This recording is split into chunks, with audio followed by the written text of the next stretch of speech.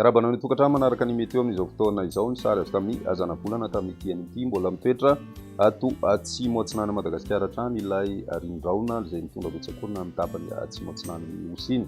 Amin'ny ankapobeny dia mikisaka somary mianavaratra izy io ary mahakasika ny morontsiraka afovoan'ny atsinanan'ny Madagasikara iny atao anaty 5 andro avy eo fa raha izay fisiny izay kosa nefa dia manome vana ny orana tanivondraona ho an'ny tany Madagasikara indrindra ny tapakandro hariva mandritran'izay 5 andro ho avy izay indrindra ho an'ny tany avoan'ny andrefan'ny Madagasikara iny.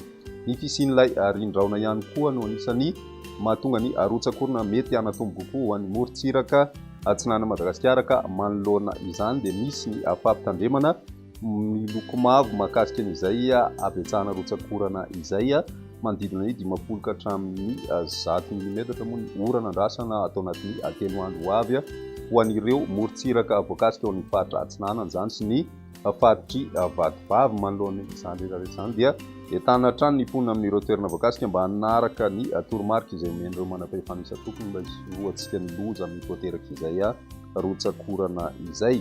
Izay ny mahakasikasika an'iny fa raha iverenana amin'ny ankapobeny ny toetry ny andro ho an'ny rapitso vao maraina dia misy ny orana ho an'ny faritra atsinanana vatovavy sy fitonany ary ny faritra atsimo atsinanana.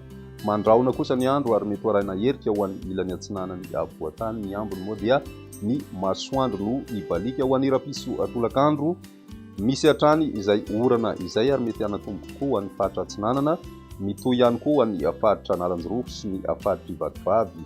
Ho an'ny tany andrefana kosa indray ny faritry Melaky, Menabe, ny faritry Bongolava, Itasy, Vakinankaratra ary Moromania dia mety isy ny tandrifon-drahona ho an'izay andro ny rapitso tolakandro izay. Ny tapany avaratra kosa na ny faritra Analamanga dia mandraona ny andro amin'ny ankapobeny.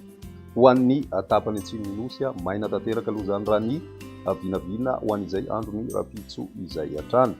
Ny maripana vinavina amin'izay andro ny rapitso izay midina hatramin'ny 20 degré Celsius ny maripana ho an'ny avoatany hitantsika ny faritry Vakinankaratra ary ny tapany atsimo ny nosy kosa dia 14 ka hatramin'ny 17 degré Celsius. Ho an'ny morontsiraka atsinanana dia manodidina ny 19 ka hatramin'ny 30 degré Celsius ary ny tapany avaratra andrefana kosa dia mahatratra hatrany amin'ny 19 degré Celsius ny maripana andrasana amin'izay andro ny rapitso izay hatrany.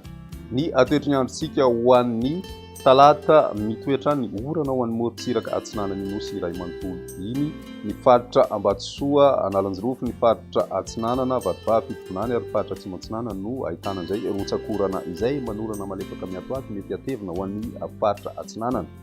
Ho an'ny tany faritry Menabe sy ny any amin'ny ilany andrefan'ny avoatany kosa indray dia ny orana tandrifon-drahona no andrasana amin'izay andro ny talata izay mety hitoetrany ihany koa ny herika ho an'ny ilany atsinanany avoatany sy ny any amin'ny faritra Lotamangoro.